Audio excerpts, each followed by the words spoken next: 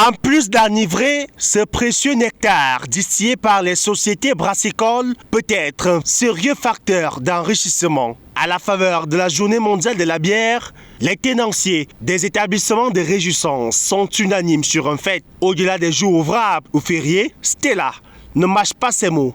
En semaine, on peut estimer peut-être à 2000 francs. Si je prends le simit genre 500 par casier, je ne peux pas mettre à 600. Parce qu'il y a les bouteilles qui se cassent, il y a les clients qui peuvent partir avec la bière. Donc partir sans payer. Donc 2 minutes de négligence, là, quelqu'un boit une bière, il se lève, il part.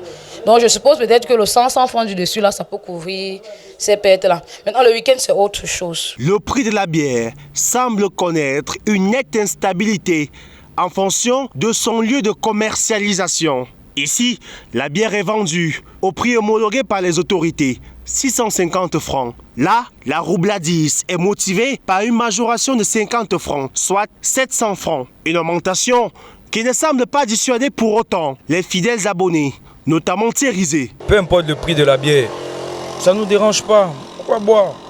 Peu importe, si on veut qu'on mette la bière à 1000 francs, qu'on la mette à 2000, on va boire. C'est tout ce qui importe les Camerounais, peu importe le prix. Vous savez, en réalité, c'est en fonction des milieux. Vous savez, un milieu tel comme celui-ci, la bière peut coûter 600.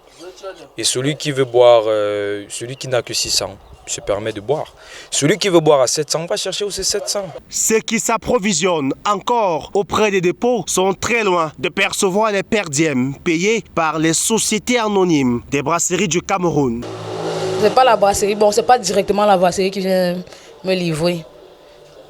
Donc, du coup, j'ai pas de ristourne pour l'instant. Donc, quand j'aurai une licence offerte par la sous-préfecture, je pourrai avoir les ristournes de la brasserie. Si la bière coule à flot dans les bars, les bénéfices générés par sa vente enrichissent peu à peu les promoteurs de ces établissements.